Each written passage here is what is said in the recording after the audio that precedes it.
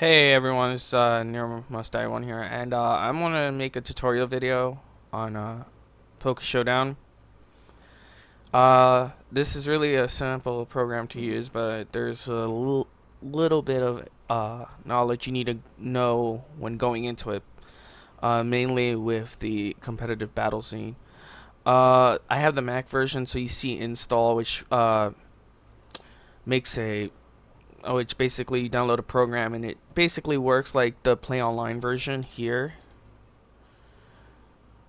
but the problem is you don't see the you don't see the well, you see the lobby system and such, but you can't see the people on the side. Like if I were to click this lobby, you wouldn't see all these names here. That's a problem with that. I haven't used it since I choose the play online feature now.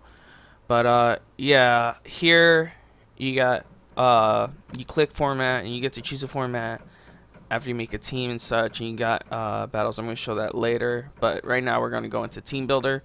As you can see, I have a shit ton of teams, and I'm just going to create a new team. Now here you got to choose a format. OU is basically overused Pokemon. Ubers or legendaries, or there's like a couple of Pokemon in there, like Blaziken and Excadrill. I know are Pokemon in the Uber category. UU underused, rarely used is RU, never used is NU. LC stands for Little Cup, meaning you use Pokemon that are level 5 and are the first form to a Pokemon line. I really don't know. I really don't use the other ones. I'm sorry, but there you got Gen 4 OU. So this is like you got the old school in there too. Bounce, Hackmons, those are Pokemon that are basically fan made and such, that have their own like typings and stats and stuff. I don't really use that either. Spawn doubles. I have Video Game Championship 2013. They have that there, so there's rules for that. I think the Video Games Championships just happened like a few weeks ago as well. That's actually a really surprising format that I just learned about this year. So I like to go into OU, just mainly for the fact that it'll be easier to scroll through Pokemon that way. So you can import from text. So I don't think you can write this out. You probably can on a notepad, and if it follows the necessary lines of wording and code in a way, you can just basically write it out. And if you want to transfer your Pokemon, like okay, I want to take the text, make it into a USB, put it into a USB, take it to another computer, there you go. But if you make a name for yourself right here, it's gonna, if you're a new user, you can choose a name, make a name, and when you make a name, right here it says change password and log out, but here it should say register, and then you just follow precautions for that. And you can change your avatar to be almost any sprite from the game. Right now I have mine on N because it's my favorite sprite. So here we got Alakazam and such, all these Pokemon. So you basically, all the Pokemon, you get to see where they're basically ranked.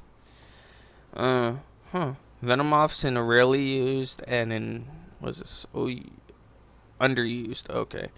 I'm sad. Cresselia used to be like really overused back in like Gen 4. That thing had massive defenses. Yeah, so all the way down to like, this is like Little Cup, where you just see the first forms to Pokemon. Little Cup's actually pretty fun. But it kind of is a little bit too strong in a way, especially with Dragon Pokemon. Okay, so here we go. I'm just gonna click Alakazam. Right, start off with clicking Alakazam. Right, comes up. You can nickname Alakazam here, whatever. Let's call him Bubsy. Whatever. Alright. You can pick a gender if you want, or you can keep it random so that it randomizes a gender. I don't know if it randomizes it every time or if it just like, okay, it's a female now forever. I don't know, but I usually pick male or female. Like I go 50-50 on this. I want to make male. Let's go with male. Oh, I just noticed this actually too just now. They take into the account how the differences on how Pokemon look. This was introduced in Gen 4, how Pokemon look different depending on genders, which was actually a nice little thing. And you can make a Pokemon shiny if you want, so let's just leave that on. Yeah, happiness, you don't really need to touch that. And here you can put in, here you see the item slot. Like, there's a shoot ton of items. And all of them are like, it's just really specific. But on Alakazam like this, you usually either want like a life orb. And you can also type things out, like I can type in life orb and it comes out like that. Or I can type in, what would I choose, like choice. You get all the choice items like that. That's really it. They also have the certain berries and such. So let's type in an item, life orb. This is how I generally like to build Alakazam, is with a life orb, and then I give him the you can choose right here an ability. Pokemon usually have multiple abilities. You might not be able to pick all the abilities on certain Pokemon, because I noticed on Registeel he has an ability that makes him lighter, and it's not, you can't use it because it hasn't been released yet. I don't know why it hasn't been released. I don't think legendaries get released that often on there anyway.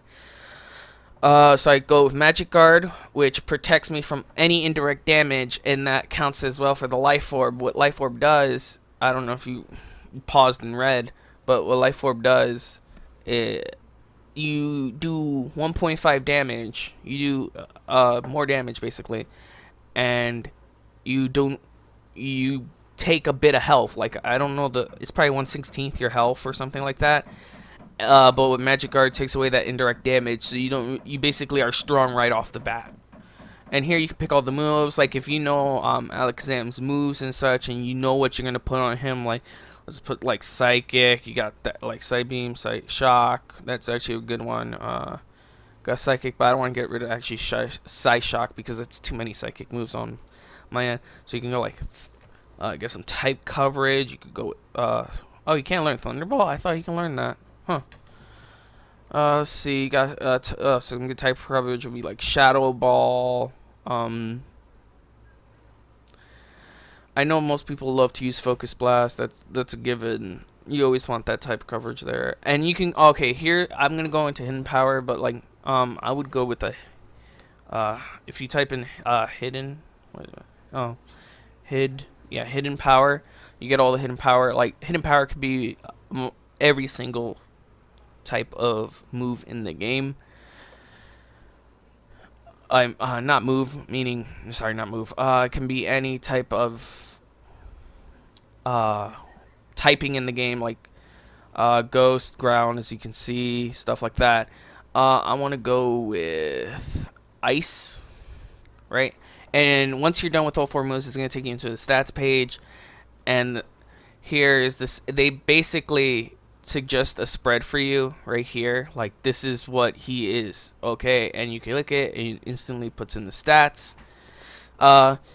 Which is nice. But if you want to mix it up or whatever and do it your own way, you can.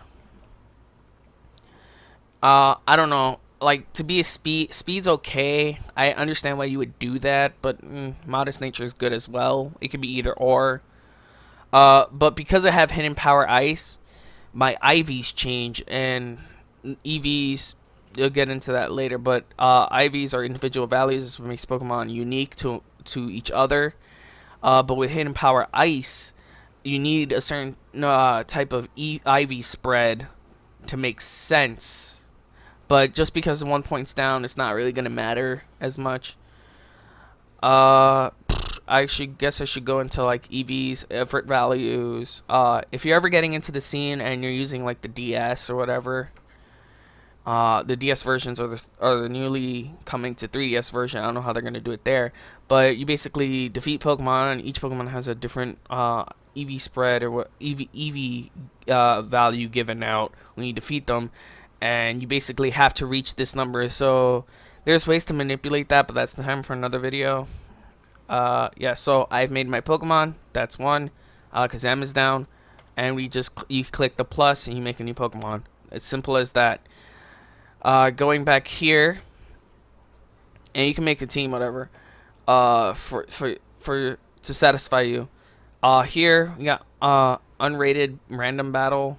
Meaning it's not gonna count towards your over. Like everyone has a rating of I know I have a rating of like 1,200 and so. It's not high, but it used to be higher. I just kept losing a few rounds after a while because just the teams I would face, because I do a lot of OU, and that's really really hard to counter a lot of stuff there, especially with my team that I like to use. Ubers, basically, this is if you want to make a team of completely legendaries, right? But what I noticed with the OU, I don't know if